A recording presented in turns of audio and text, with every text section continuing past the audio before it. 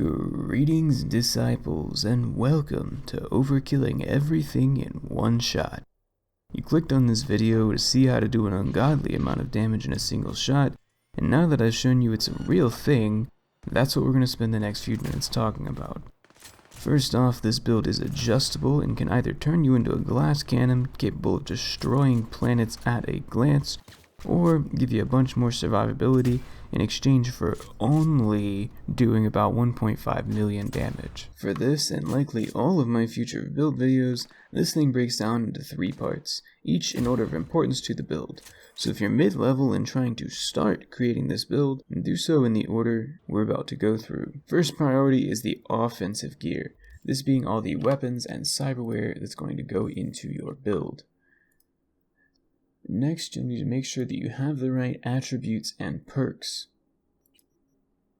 Lastly, we have the finishing touches. These are optional enhancements like clothing and mods that really make the build pop. So first, let's go ahead and start with the weapon.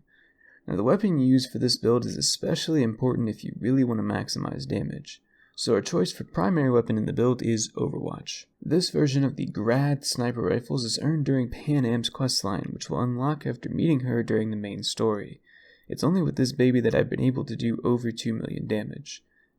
I've had trouble breaking even 100k with the 05 variant you earn from the Beat on the Brat questline, due to it being locked in as thermal damage. We are also using this build as a hybrid sneak build, so the built-in silencer on the Overwatch is not only going to help the playstyle, but also our damage output. Of course, for best results you want this thing at max level and highest quality, and to ensure the very best stats, you want to make sure that when you craft it you gain a bonus to crit chance, crit damage, and also headshot damage modifier. Now if you don't get these 3 on your weapon as you say they are on my weapon, simply reload a save and try again until you do, as this is a very important part of making sure the build succeeds. Now, is 2 million or more damage really necessary? Hell no.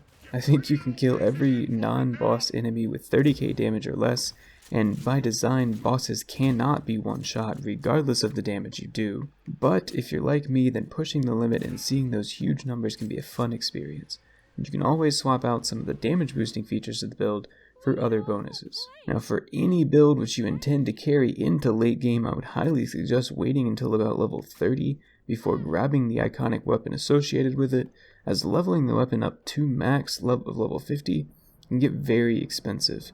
One of the biggest peeves with videos on this game that I see is people talking about how you can get the best items early in the game.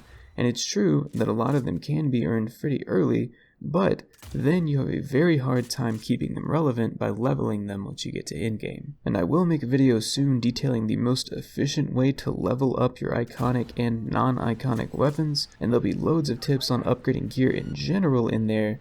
But if you are a lower level, you can sub the sniper rifle for any other grad sniper rifle for similar effects without the option for stealth. Even in this style, you can tackle content 10 to 15 levels over your current level with ease, provided you're far enough away not to get one shot. When it comes to secondary weapons, you can pretty much use any weapon. Seriously. As long as you upgrade that weapon to legendary, you'll be critting on every single shot.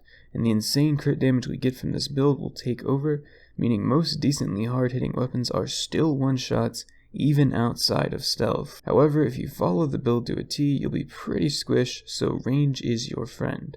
Feel free to change it up to suit your own playstyle, especially once we get to the clothing section. When it comes to cyberware, if you're looking to maximize the badassery, you want to trade your Cyberpunk for a Sandavestin. But the 2 versions you're going to be looking at are the Falcon, which is the one that I have equipped, and the Warp Dancer, which is very similar but lasts for a shorter time and gives you 15% more crit damage. However, if you're firing from a long range, the amount that it slows time down does not allow the bullet to even hit your target before it goes away. So, for that reason, I'd recommend the Falcon if you're sniping, and the Warp Dancer if you're not. Otherwise, having an epic Kuroshi optic is highly recommended, especially if you can get the headshot bonus damage mod. Both of these can be purchased from Vic once your street cred gets up to a high enough level. You're also going to want the highest version of the visual cortex support cyberware that you can get. Now with the base equipment out of the way, let's talk perks and attributes. First, I'd recommend you watch my guide to making builds in general. There's a link to that in the description to learn how to prioritize your attribute and perk points as you level. Otherwise, you might have some trouble pushing through to the endgame due to poor perk investments. Anyway, in terms of attributes, the two that you need for this build to be most effective are reflexes and tech. And I'll be showing you guys the names and effects and requirements of the best perks for this build on screen as we go. Feel free to pause and or screenshot. So under reflexes, we have a lot of great perks in the assault skill tree, all the way up to the ones that require 20 in your reflexes, and you also gain the option of using revolvers through the handguns tree, which are an excellent alternative to the sniper rifle in this build if you're going for those one-shotting things from stealth kind of moves. Now next up, you'll need at least 18 points in tech in order to be able to upgrade your iconics to legendary or craft your own legendary items, and 20 points is also going to get you a 5% base damage buff, which is a big deal since this is applied before all other modifiers. Next, you'll want 11 or more points in the cool stat, giving you access to several good passives in the stealth skill tree, as well as the 50% damage passive from the cold-blooded skill tree. We don't use cold-blooded much else in this build, as it's not really going to give us any more relevant benefits until level 20 with the merciless perk. And beyond this point, stealth mostly only helps you with poison damage. Now you want to put 6 points in body just to be able to wield the grad type sniper rifle, and you can grab a couple of perks for this small investment. Lastly, we have about 11 attribute points remaining to spend, and these are up to you. Personally, I chose to put another point in Cool for the Ghost Stealth passive, and a good number of points in Intelligence to give myself a hacking alternative when I so desire it. This is especially effective when doing things like disabling cameras or blinding enemies so you can get by them or kill their buddies right in front of them. Alternatively, you can bump up your body attribute and beef your health and resistances, which allows you to use the sniper rifle like a shotgun by cozying up to the bad guys. Now that's about all there is for the backbone of the build, and now it's time to talk about the garnish that really makes it pop. I've seen plenty of builds that get to this point and stop, with the damage falling off in a range of 5 to 10k on a normal shot and 100k under the very best conditions, due to not really maximizing the rest of their build. This is where clothing and mods come into play. If you've got your points invested in I do, that means you have the ability to craft legendary clothing. This is very important, as almost all of the legendary clothing you can find in the world does not have the max number of mod slots available. Now there are some exceptions to this, of course. These mod slots are what really allow you to customize and specialize your build to set it apart from others. Now in order to find blueprints to craft legendary clothes, you have two options. You can either find them on vendors or level your crafting skill, as when your crafting skill reaches level 18, it automatically unlocks a series of crafting specs for iconic, that is legendary, weapons and clothing. Now unfortunately, all of these items are the same no matter how many times you load the save and on every different kind of save file, which may be a bug because they really don't match at all, but the alternative is to try to find them in stores, and currently there is a bug in the game where they are only showing up the very first time you're entering a store, and then you can never purchase them again. So once that's fixed, you should be able to purchase them just fine, but for now, it's probably your best bet to stick with leveling your crafting up to 18. Now, if you would prefer, you can sub your golden clothes for purple clothes. However, the maximum amount of mod slots on each purple clothing item is only 2, as opposed to the 3 or 4 you're getting for various pieces of gold armor. This means 12 slots total for an entire set of purples, compared to 20 slots total for an entire set of golds. And you have to be kind of careful because when you're crafting these items, they will not always be crafted with their maximum number of slots, so it's best to save before you craft them, and keep in mind that upper body pieces, all the torso pieces, will have 4 slots, and all of the other pieces will have 3. It might take you 10 or more tries to actually get these to the right number, and if you want to craft multiple armor sets, that can get kind of expensive, and like I said, you can just load the save if it doesn't end out the way you want. Now you can also gain some legendary gear by upgrading your iconic gear. However, right now in the game there's very little iconic clothing, it's almost entirely weapons. Once you've picked out your clothing, you need the mods to fit that clothing, as well as mods for the weapon or weapons you're using for the build. Now, like just about everything else in this game, there are 2 choices for finding those, which is purchasing them and crafting them. Who's surprised? For this build, I'll talk about the crafting method for the most part, as I find purchasing them from weapon and clothing vendors to be far more expensive and time consuming.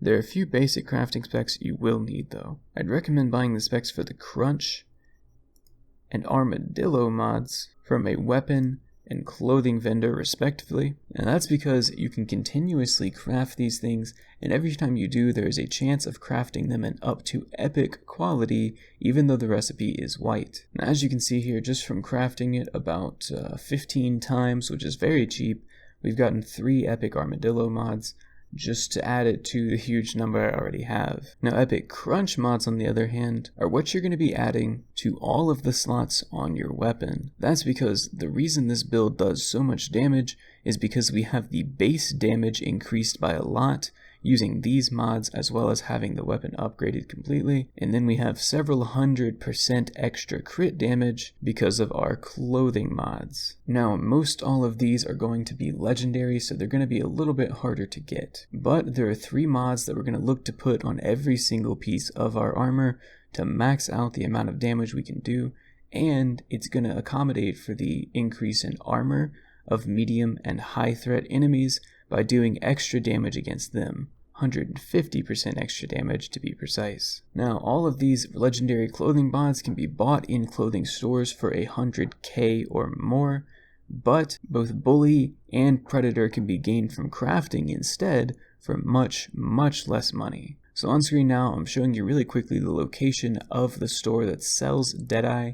You will have to leave and come back multiple times in order to get one for each of your pieces of armor. Remember, waiting 24 hours outside of a shop will reset their inventory. These are optional and you don't necessarily need them, especially considering how costly this step is. You'd be spending multi-millions of dollars to actually get enough for all of your armor slots. Instead, you can just keep it at 1 piece of Bully and 1 or 2 pieces of Armadillo. Now for the Bully and Predator mods, all you're going to do is actually much easier. You basically pick any piece of purple gear. You can use blue as well, but you're only going to be getting 1 at a time.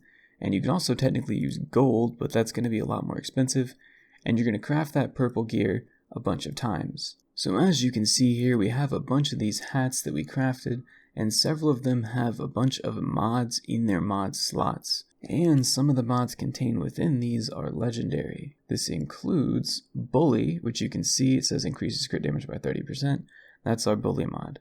So you just need to do this enough times that you get a few of these, preferably 6, 1 for each piece of clothing. Now with the Waste Not, Want Not perk, you can scrap these items to then gain the mods contained within. Now with all 3 of those mods slotted, that's going to fill 4 of your 6 pieces of gear, and for the last 2 slots you can see that I've just added one of those purple Armadillo mods. And if you are unable to get all of the legendary mods that I'm suggesting for this build, that's perfectly fine. Just going with 1 Bully in each is still going to give you a good bit of extra damage, and you can always pop some more armor in the place of the others. Now what do you need to do the highest damage possible? With all the gear and perks collected, go ahead and equip Overwatch, crouch, take cover behind something, aim at an enemy 75 meters or more away, wait for them to move, activate your Sandevistan, and shoot them in the head. If you've done everything in this guide, you're going to hit for over 2 million damage on some lower level enemies and always over 1 million damage as long as you're far enough away, even on level 50 enemies. And again, yes, it's overkill, but God is it a glorious feeling to break the game this bad. just with the tools they've given us. Now here's a little bit of footage of what it's like if you switch out some of that crit damage for armor and decide that you're going to go plowing through all the bad guys as if your sniper rifle was a shotgun. And that brings us to the end of the build. Now, I'm a small-time YouTuber and I'd really appreciate any support you can offer if you liked the video. So if you did, the simplest thing you can do is leave a like. And of course subscribe if you like this style of in-depth video, as that's kind of all I do.